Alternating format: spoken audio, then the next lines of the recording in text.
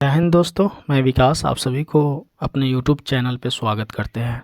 दोस्तों, ये video Bihar BPSC teacher vacancy उसमें जो आरक्षण का मुद्दा है, आरक्षण में जो एनसीएल का एनसीएल का जो है कब का एनसीएल देना है उसको लेकर के है। तो इसको आज स्पष्ट करते हैं अपने वीडियो के माध्यम से। देखिए, इसमें अतुल प्रसाद जी जो कि बीपीएससी के चेयरमैन हैं, उनका भी कल का ही एक ट्वीट है 6 तारीख का, कि इसमें इसके रिगार्डिंग उन्होंने 2 ट्वीट किए थे।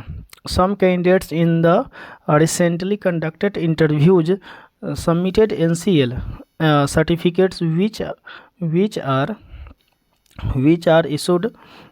which are issued after the cut-off date। ठीक है, as per existing norms such certificates are unacceptable even if the content is valid, this should change. देखिए, इसमें ये कहा जा रहा है कि अभी जो रिसेंटली एनसीएल जो सर्टिफिकेट सबमिट किया जा रहा है फॉर्म भरने में, अप्लाई करने में, वो कट ऑफ जो डेट है, कट ऑफ डेट यानी जो एक नोटिफिकेशन में जो दिया गया है कट ऑफ डेट, उसके बाद का है। तो ये आप लोगों को नहीं करना है, ठीक है। तो इसी को इसमें हम और इसका जो कट ऑफ डेट है उसके ऊपर भी बात कर रहे हैं। 2 ट्वीट है इनके इस चीज़ को लेकर के, बीपीएससी को लेकर के। दूसरा ट्वीट ये किए हैं, वो तो कट ऑफ डेट के ऊपर ट्वीट था। दूसरा ट्वीट ये था इनका कि our hands are full this days impacting declaration of some results including 67th CEA mains।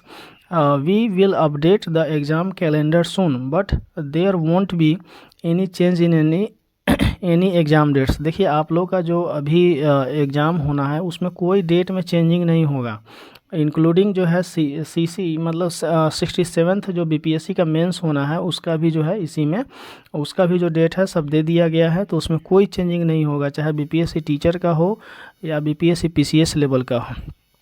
तो इसलिए दोस्तों, इस कट ऑफ डेट को ही, इस डेट को ही लेकर के आप लोग जो है ये कीजिएगा। दूसरा, चलिए हम लोग अब बात करते हैं इस पे उसका जो कट ऑफ डेट है उसके ऊपर। तो देखिए दोस्तों, यहाँ पे कट ऑफ डेट को लेकर के एक ये है कि सबसे पहले ईडब्ल्यूएस के लिए जो यहाँ पे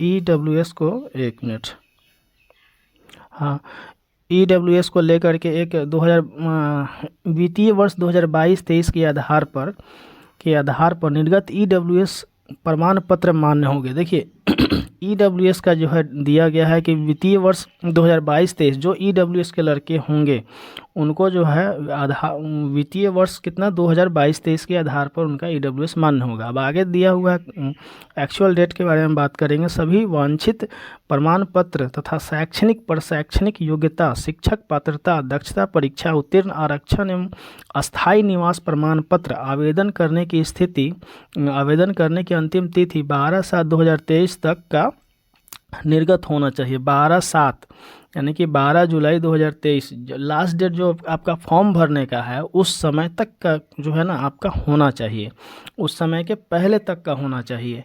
ये नहीं कि आपका, देखिए ये ईडब्ल्यूएस के बारे में बताया जा रहा है, और जो डॉक्यूमेंट एनसीएल है जो ओबीसी का है उसको लेकर के भी अभी हम डिस्कस करेंगे आगे। तो केवल शारीरिक प्रशैक्षणिक अर्हता संबंधी परीक्षा में दिनांक 31/8/2023 तक सम्मिलित होने वाले अभ्यर्थियों की प्रशैक्षणिक अर्हता संबंधी प्रमाण पत्र छोड़कर यदि विलम्ब शुल्क के साथ आवेदन प्रावधान किया जाता है तो उससे उक्त अर्हता प्राप्त पात्रता संबंधी कोई भी अंतिम तिथि विस्तारित अथवा प्रस्तावित नहीं होगी। देखिए, इसमें दिया गया है कि जो आपका शैक्षणिक योग्यता का प्रमाण पत्र है वो आपका में दिनांक इतना का, ये 31/8/2023 तक का जिसका भी शैक्षणिक जो डिग्री है, जैसे बीएड का डिग्री हो गया, सीटेट का डिग्री हो गया, वो 31/8/2023 के पहले तक का होना चाहिए। बाकी जो आपका एनसीएल का जो इशू है वो आपका जो लास्ट डेट है फॉर्म भरने का 12/7/2023 उस डेट तक का जो है आपका होना चाहिए। ये चीज़ इसमें दिया गया है, ये ईडब्ल्यूएस के लिए है।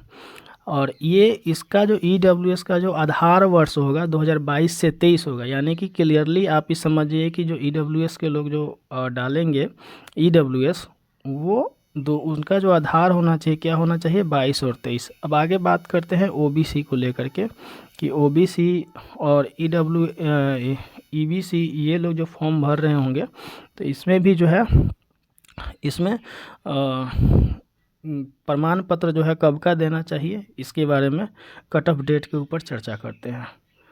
तो देखिए दोस्तों, सबसे पहले क्या है कि एक मिनट देखिए, पिछड़ा वर्ग, अत्यंत पिछड़ा वर्ग उम्मीदवारों के लिए क्रीमी लेयर रहित घोषणा पत्र यानी कि इसको देखिए ब्रैकेट में दिया गया है, विगत 1 वर्ष से पूर्व का क्रीमी लेयर रहित प्रमाण पत्र होने पर दावा करने की स्थिति में। दूसरा है कि पिछड़ा वर्ग, अत्यंत पिछड़ा वर्ग के उम्मीदवारों के लिए क्रीमी लेयर रहित प्रमाण पत्र महिला उम्मीदवारों के लिए पिता के नाम एवं पता से निर्मित केवल क्रीमी लेयर प्रमाण पत्र दावा करने की स्थिति में।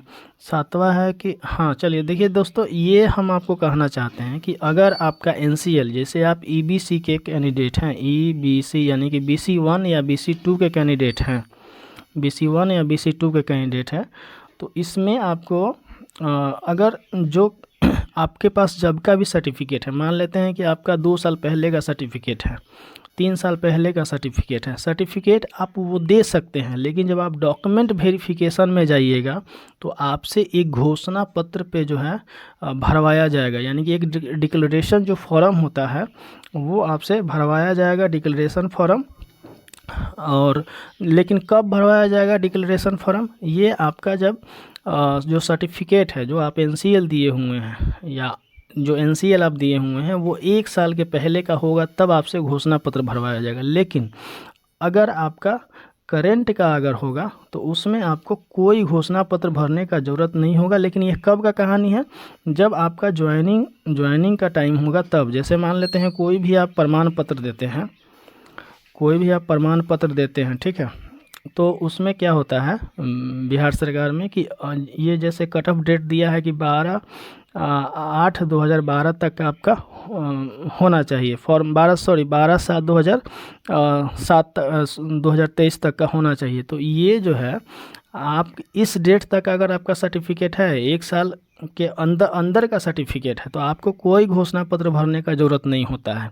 लेकिन जैसे ही अगर आपका जो सर्टिफिकेट है, अभी से मान लेते हैं कि आपका जनवरी 2022 का होगा, तो 1 साल से अधिक हो गया, यानी कि वो आपका 2021-22 का हो गया। तो वो जो होगा उसके लिए उसका जब डॉक्यूमेंट वेरिफिकेशन हो गया और सर्टिफिकेट वो वाला आप दिए हुए हैं, तो आपको जो है उसमें एक घोषणा पत्र भरना होता है, 1 साल से अगर पुराना सर्टिफिकेट है तो। लेकिन इसमें अगर आपके पास 3 साल 4 साल पुराना भी सर्टिफिकेट दिए हुए हैं तो इससे आपको कोई दिक्कत नहीं होगा। घोषणा पत्र बहुत ज़्यादा इशू नहीं होता है, सिर्फ उसमें नाम, आता, पता और अपना जो रोल नंबर ये सब होता है वही भरा जाता है, ठीक है। इसको रिगार्डिंग लेकर के बहुत सारे लड़कों का कॉल्स आ रहा था। देखिए आपका एग्ज़ाम जो है एकदम एग्जैक्ट डेट पे उसी पे होना है बीपीएससी का, इसलिए जो है इस पर पढ़ाई पे ज़्यादा फोकस करना है। अब जो है सर्टिफिकेट जिनका भी पहले का भी हो तो उस सर्टिफिकेट को लेकर के आप फॉर्म भर सकते हैं। सीधा निर्देश है कि इसमें कोई चेंजिंग नहीं होगा, तो आपका कोई आगे भी चेंज नहीं होने वाला है। तो ठीक है दोस्तों, और भी कुछ अगर आपको मतलब इस पर ये चाहिए तो नीचे कमेंट करके जो है ज़रूर बोलिएगा कि इस पे जो है, और अगर कुछ आपको बीपीएससी से रिगार्डिंग कुछ जानना हो तो नीचे जो है कमेंट कीजिएगा। ठीक है दोस्तों, धन्यवाद। फिर मिलते हैं आप लोग से अगले वीडियो में।